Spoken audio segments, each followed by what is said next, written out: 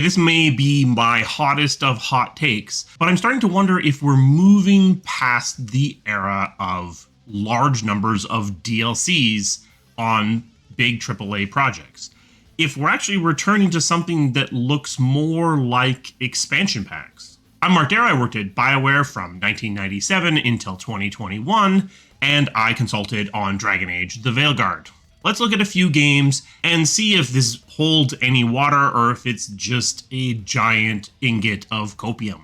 The thing that planted the seed of this idea in my mind was Baldur's Gate 3. Hugely successful game last year, and the team walked away from doing any DLC.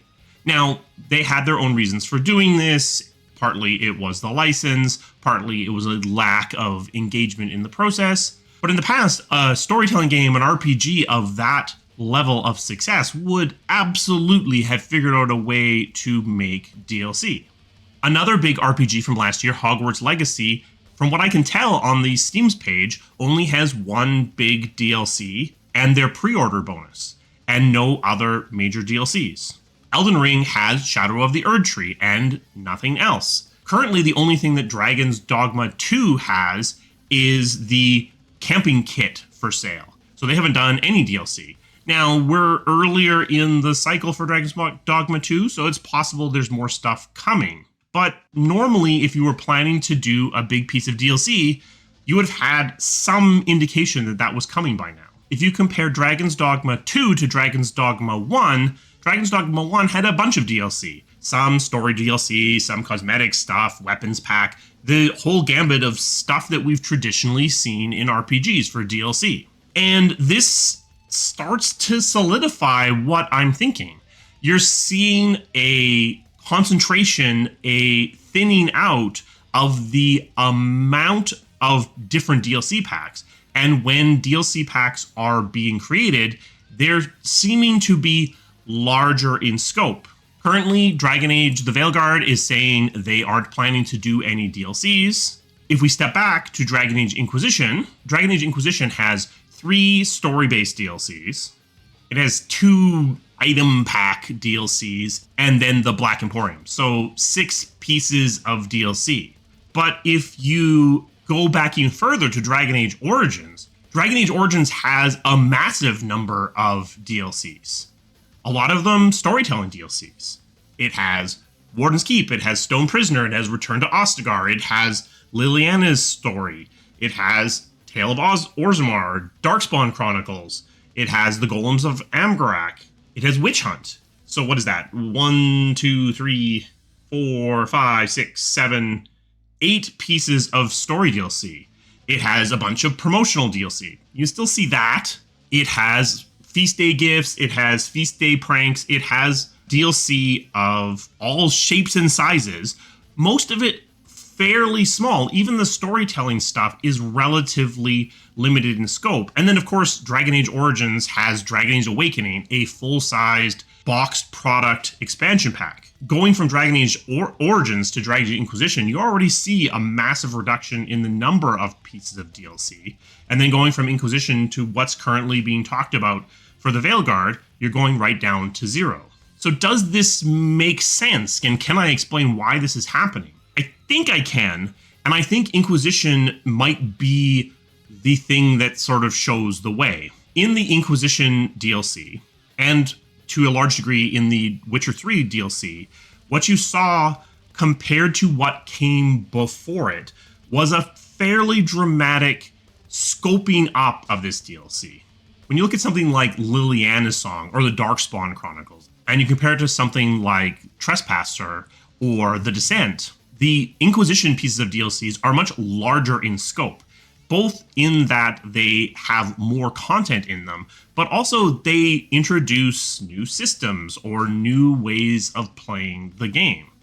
And as a result, their scopes, their costs are much higher. One of the things that started the gold rush of DLC, back with the infamous horse armor from Bethesda, was that the ROI on this stuff was amazing. You would make a set of horse armor for $10,000, and then it would sell enough to make you $1 million or $800,000 or whatever.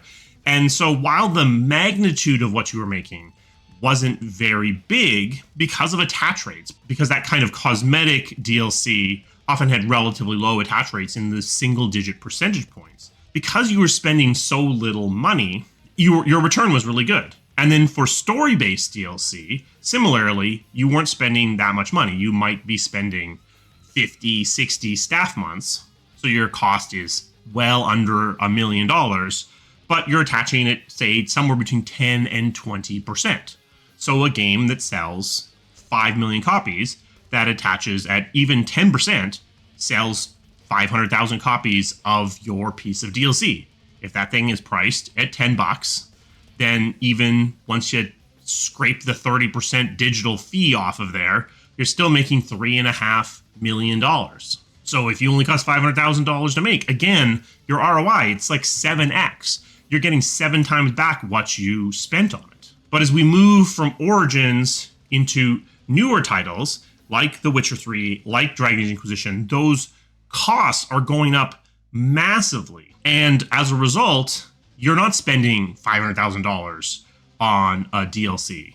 You might be spending $4 or $5 million on that DLC.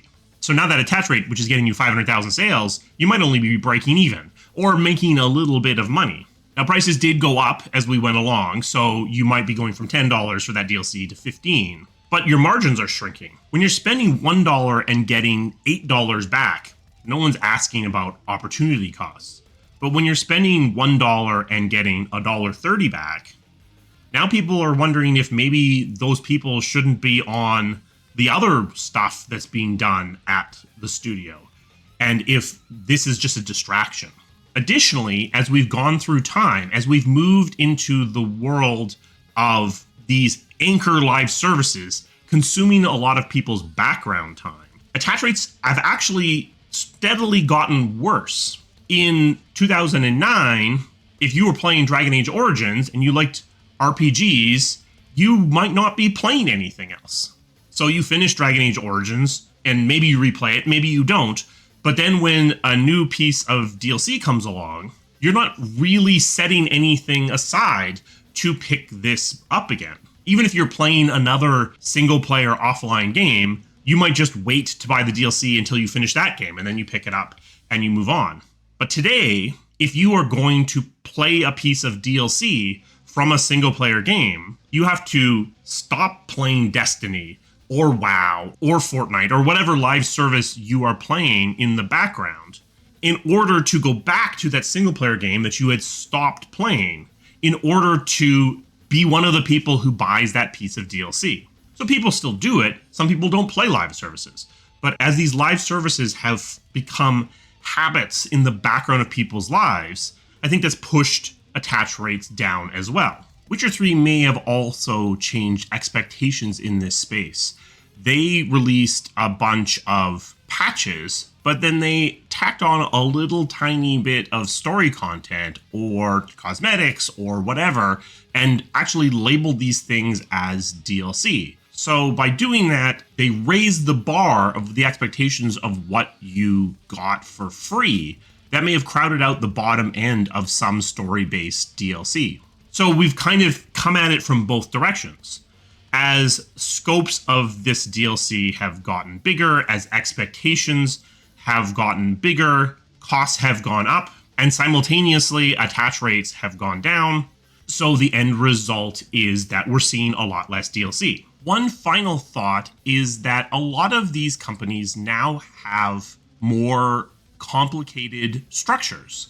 And with COVID, we entered a world where remote work became not just more acceptable than it was in the past, it became the default, at least for a while. In the past, if you worked in Edmonton and Mass Effect just shipped, unless Dragon Age was ready to put you to work, you needed something to work on that was on Mass Effect. So DLC made a lot of sense.